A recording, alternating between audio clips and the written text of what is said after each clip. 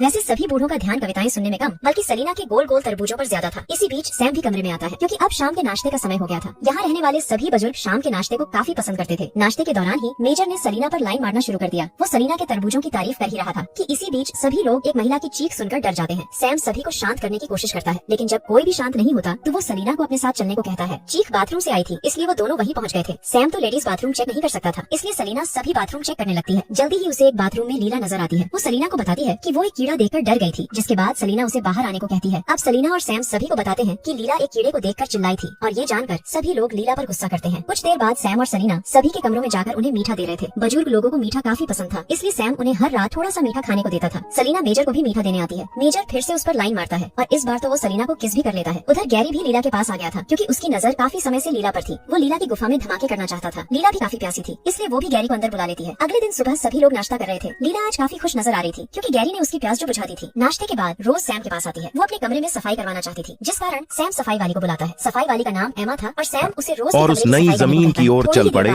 जैसे परमेश्वर ने उन्हें कहा था। खेल देख रहे थे। कुछ को ये खेल पसंद आ रहा था, जबकि कुछ इसे देखकर बोर हो रहे थे। ये खेल सैम और सलीना ने पेश किया था, लेकिन फिर भी ये खेल ज्यादा लोगों को पसंद नहीं आता। खेल के बाद मेजर सलीना की बहुत तारीफ करता है क्योंकि वो साला उसकी गुफा में धमाके करना चाहता था। रात को सोने से पहले रोज बाथरूम में हाथ मुंह धो रही थी। वो जब बाहर आती है तो गलती से मेजर से टकरा जाती है। रोज उससे माफी मांगती है, लेकिन मेजर कुछ परेशान नजर आ रहा था। रोज के पूछने पर वो बताता है कि यहाँ हमारी जान खतरे में है, इसलिए मैं आज रात को ही यहाँ से भाग रहा हूँ। रोज को मेजर पर यकीन था, इसलिए वो भी उसके साथ भागने को तैयार हो जाती है। उधर गैरी एक बार फिर से लीला के पास पहुँच गया था। गैरी के पास आज ताकत की गोलियां भी थी। वो एक गोली खुद खाता है और एक लीला को देता है। गोली खाते ही दोनों एक दूसरे का पानी निकालने लग जाते हैं। देर रात को जब सभी लोग सो रहे थे तो मेजर को एक रहस्यमयी हत्यारा मार देता है। उधर रोज भी नींद से जाग गई थी और फिर वो तैयार होकर मेजर का इंतजार करने लगी। दोनों आज यहाँ से भागने वाले थे, मगर जब काफी देर तक मेजर नहीं आता तो रोज मेजर के कमरे में आती है। कमरे में उसे कोई हत्यारा तो नजर नहीं आता, मगर मेजर की लाश जरूर नजर आती है। लाश देखकर वो बेहद डर गई थी। वो जब कमरे से भागने लगी तभी वो एमा से टकरा जाती है। रोज को लगा कि मेजर का कत्ल एमा ने ही किया होगा, इसलिए वो सीधा सैम के पास आती है। वो सैम को सब बताती है कि मेजर मर चुका है और मुझे एमा पर शक है। सैम उसे शांत रहने को कहकर सीधा मेजर के कमरे की तरफ बढ़ने लगा। अगले दिन जब सभी लोग नाश्ता कर रहे थे तो सैम सबको बताता है कि मेजर मर चुका है और पुलिस उसकी लाश लेकर चली गई है। कुछ लोग उससे पूछते हैं कि मेजर कैसे मरा, तो इसके जवाब में सैम बताता है कि शायद मेजर की तबीयत बिगड़ गई होगी या फिर उसे दौरा पड़ा होगा। वैसे रोज और उसकी टीम को यकीन था कि मेजर की तबीयत नहीं बिगड़ी थी, बल्कि किसी ने उसकी जान ली है। रोज ने अपनी टीम को बता दिया था कि मेजर को पता था कि उसकी जान खतरे में है, इसलिए वो यहाँ से भागना भी चाहता था। कुछ दिनों बाद सब कुछ शांत हो गया और सलीना फिर से सभी का मनोरंजन करने लगी। इस बार बस इतना फर्क था कि उसके तरबूजों का दीवाना मेजर जिंदा नहीं था। ऐसे ही एक रात एक नया लड़का बुजुर्ग घर में आता है। इस नए लड़के का नाम रॉक्सी था और वो सलीना का लवर था। सलीना ने ही उसे अपने पास बुलाया था ताकि वो उसका पानी निकाल सके। दोनों पहले ताकत की गोली खाते हैं और फिर दारू पीने लग जाते हैं। उधर गैरी भी लीला के साथ था और वो दोनों गर्मा गर्म बातें कर माहौल बना रहे थे। दूसरी तरफ रॉक्सी का डंडा सलीना की गुफा में धमाके कर रहा था। इसी बीच हत्यारा उनके सामने आता है, जिससे डर कर सलीना भाग जाती है। हत्यारे ने आते ही रॉक्सी पर हमला बोल दिया। रॉक्सी खुद को बचाने की कोशिश तो करता है, लेकिन हत्यारे के हाथों मारा जाता है। दूसरी तरफ फैनी ने गैरी और लीला को मजे करते देख लिया था। उसने लीला को गैरी से दूर रहने को कहा था, लेकिन लीला तो उसके साथ मजे कर रही थी। वो दोनों को बुरा भला कहकर कमरे में चली जाती है। सलीना भागती भागती सैम के पास पहुंच गई थी और उसने उसे सब कुछ बता दिया था। इसके बाद दोनों डरकर एक स्टोर में आते हैं, लेकिन वहाँ भी एक लाश पड़ी थी। ये लाश तारा की थी, जिसे देखकर ये दोनों डरकर चिल्लाने लगते हैं। इन दोनों की चीख रोज और फैनी ने भी सुन ली थी और दोनों विंग के पास आती है। दोनों विंग से मदद मांगती है ताकि वो मिलकर हत्यारे को पकड़ सके। विंग के हाँ बोलते ही तीनों मैक्स के पास आती है। तीनों को सिर्फ मैक्स पर शक था कि वो ही कातिल होगा। मैक्स उन्हें सब बताता है कि 3 महीने पहले मैंने एक कत्ल होते देखा था और कातिल ने नकाब पहन रखा था। मैंने सबको बताने की कोशिश की, लेकिन किसी ने मेरी बात पर यकीन नहीं किया। मैंने मेजर को भी बताया था और उसे मुझ पर यकीन भी था, लेकिन वो भी मारा गया। मैक्स की बातें सुनकर तीनों हैरान जरूर हो गयी, लेकिन तीनों उस पर यकीन करती हैं। तीनों ने फैसला कर लिया कि अब वो रहस्यमयी हत्यारे को पकड़ कर ही रहेंगी। उधर हत्यारा लीला और गैरी के पास आकर उन दोनों को मार देता है। इसी बीच फैनी और विंग को सलीना पर शक हो गया क्योंकि वो एक कमरे में छुपी हुई थी। वो सलीना को पकड़कर उससे पूछताछ करना चाहती थी। इसी बीच रोज गलती से हत्यारे को देख लेती है। इसके बाद वो फैनी के पास आकर उसे बताती है कि सलीना कातिल नहीं है। रोज की बात मानकर सलीना को छोड़ दिया गया। अब चारों का शक सफाई करने वाली एमा पर जाता है। चारों ने फैसला कर लिया कि वो एमा के कमरे की तलाशी लेंगी। देखते ही देखते चारों उसके कमरे में पहुंच गई। फैनी ने रोज को बाहर ही रोक दिया ताकि वो बाहर नजर रख सके। बाहर खड़ी रोज को एक आवाज सुनाई देती है। इसके बाद वो जैसे ही आवाज की तरफ बढ़ती है तो उसे हत्यारा नजर आता है। इससे पहले कि रोज शोर मचा पाती, हत्यारे ने उसे पकड़ लिया। देखते ही देखते हत्यारा उसे एक कमरे में ले आया। ये रहस्यमयी हत्यारा कोई और नहीं बल्कि यहाँ का मालिक सैम ही था। रोज उसे पूछती है कि तुम ये सब क्यों कर रहे हो। सैम उसे बताता है कि मैंने बुजुर्गों की 5 साल तक सेवा की, लेकिन बदले में ज्यादा पैसे नहीं कमा पाया। 1 साल पहले मैंने एक कागज तैयार किया। इसके बाद जो भी बुजुर्ग यहाँ रहने आता, मैं उससे वो कागज जरूर साइन करवाता था। कागज पर लिखा होता था कि अगर बुजुर्ग की मौत हो जाती है तो उसकी सारी जायदाद का मालिक मैं बन जाऊंगा। बस इसीलिए मैं धीरे धीरे बुजुर्गों को मारने लगा ताकि मैं अमीर बन सकूं। रोज को सब बताकर उसने उसे भी मारने का फैसला कर लिया। वो जैसे ही अपना हथियार उठाने जाता है तो रोज की नजर सामने रखी कैंची पर पड़ती है। वो जल्दी जल्दी कैंची उठाकर सैम पर हमला करती है और कमरे से भाग जाती है। उधर रोज की टीम एमा को मार रही थी, लेकिन रोज उनके पास आकर उन्हें सब बता देती है। रोज का पीछा करते करते सैम भी बाहर आ गया, लेकिन अपनी असलियत खुलते देखकर वो इतना डर गया कि वो भागने लगा था। अब सभी सैम का पीछा करने लगे। उसका पीछा करते करते सलीना उस तक पहुंच जाती है। सैम जैसे ही उसे मारने लगता है तभी पुलिस आकर उसे रोक देती है। फैनी ने पहले ही पुलिस को फोन कर दिया था, इसलिए पुलिस यहाँ यहाँ आई थी। कहानी के आखिर में पुलिस ने उस सैम को गिरफ्तार कर लिया जिसने कई ठरकी बूढ़ों की जान ली थी। इसी के साथ इस कहानी का यही अंत हो जाता है।